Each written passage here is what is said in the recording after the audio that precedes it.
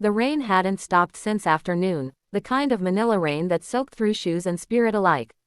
Inside a small but crowded restaurant near the highway, Lena tightened her apron and forced a smile. She was already 12 hours into her shift.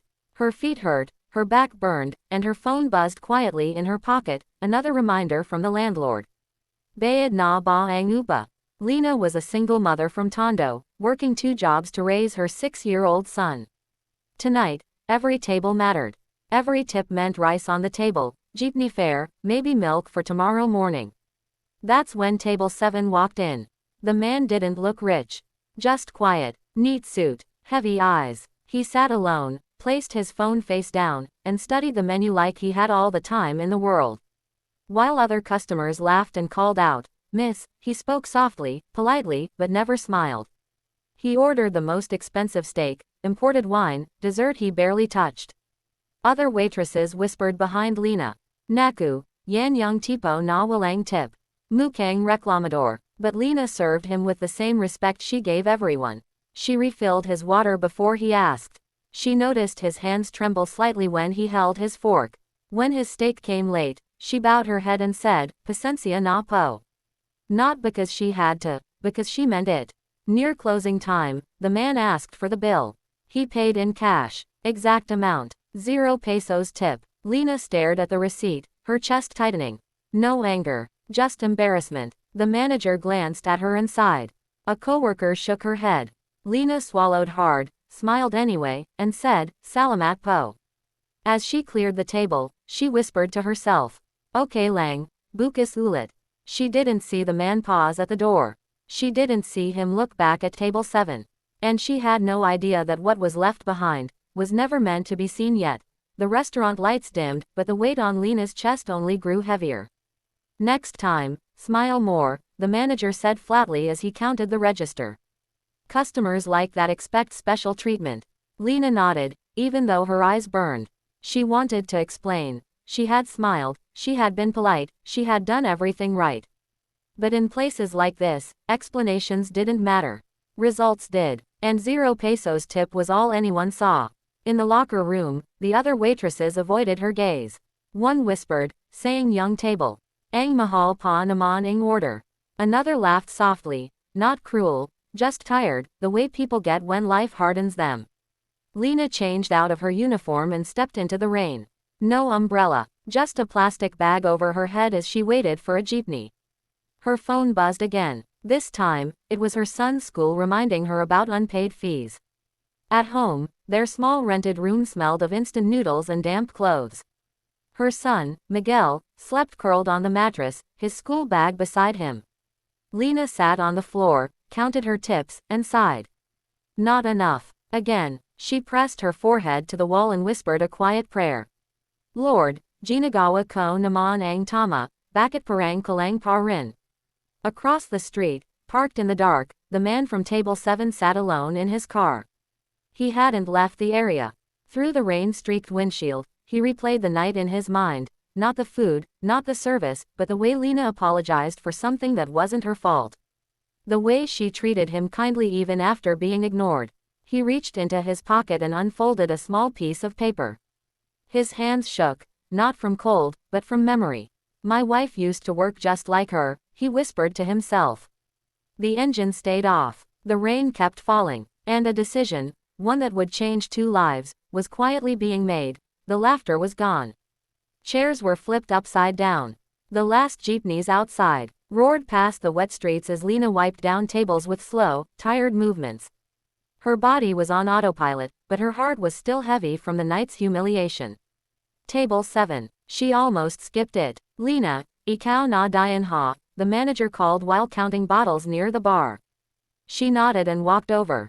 The table was clean, too clean. No crumbs, no spills, just the empty plate where the expensive steak had been served. As she lifted the plate, something felt wrong. It didn't slide easily. She frowned and turned it over.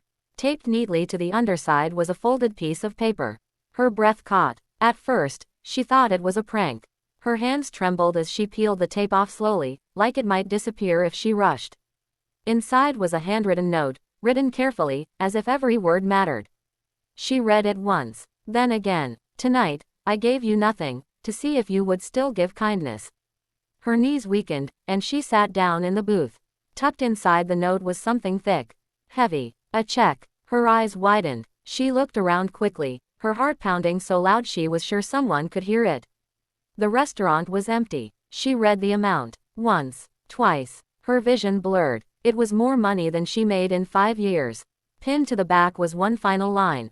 For your son. For your patience. For the kindness you showed when you thought no one was watching.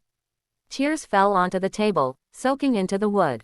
Lena pressed a hand over her mouth, shaking, not from fear, but from disbelief. All night, she had thought she was invisible. All night, she thought she had failed.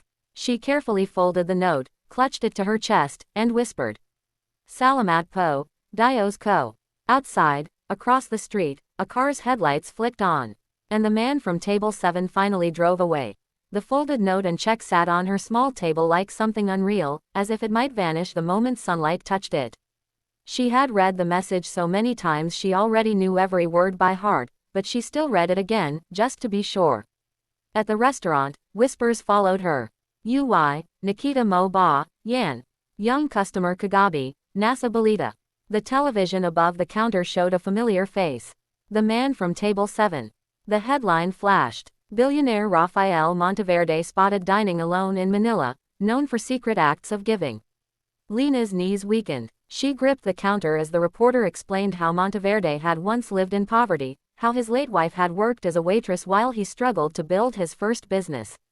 After her death, he quietly tested kindness, not to judge, but to find it. Her manager turned pale. Lena, ikaw yung nag-serve sa kanya, di ba? Before she could answer, the restaurant door opened. The same man stepped inside. No cameras, no bodyguards.